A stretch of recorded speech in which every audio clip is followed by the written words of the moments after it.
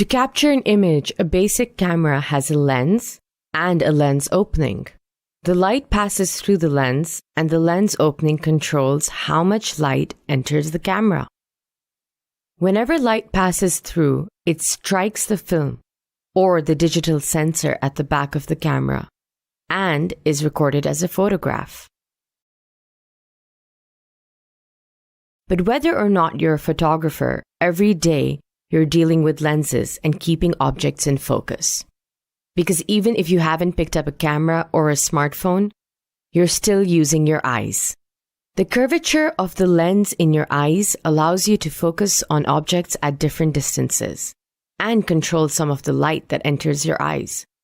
The anatomy of the human eye made scientists think whether it was possible to use the same mechanics and make something that would reveal the wonders of nature that we can't see with our eyes. Let's take a closer look at the applications of lenses in our daily lives. We can see things that are super small or things that are out of this world with the help of lenses. For example, a magnifying glass. This simplest microscope of all is made from a single convex lens, a curved piece of glass that bends or refracts light rays passing through them, magnifying the object 5 to 10 times. However, microscopes used in schools and laboratories are actually compound microscopes.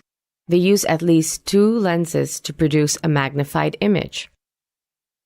There's a lens above the object, called the objective lens, and another lens near your eye, called the eyepiece. Most compound microscopes can magnify an object by 10, 20, 40, or even 100 times. But where a microscope allows us to see really small things, a telescope allows us to see things that are far away, even out of this world. A refracting telescope is a tube with 1 or more lenses at each end. Light from a faraway object enters the far end of the tube. The lens or lenses at that end, called the objective lens, bend the light. They focus it at a point near the other end of the tube. The light forms an image or picture of the object at this point. The lens or lenses at this end, called the eyepiece, magnify the image. Well, see these spectacles I'm wearing? It's because I can't see things far away.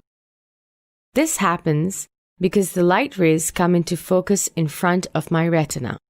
For this sort of problem, my glasses are made of convex lenses. These bend the light towards the bottom and top of the lens, thus pushing the focal point back towards the retina and allowing me to see. Time for an exercise. What kind of lens is used in a flashlight and why?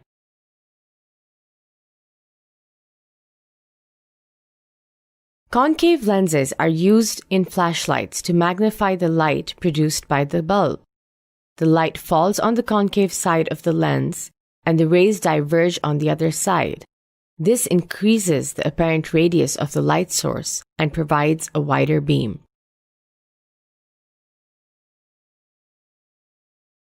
Today, we learned about the application of lenses. We saw how they are used in cameras, telescopes, microscopes, spectacles, and even in flashlights.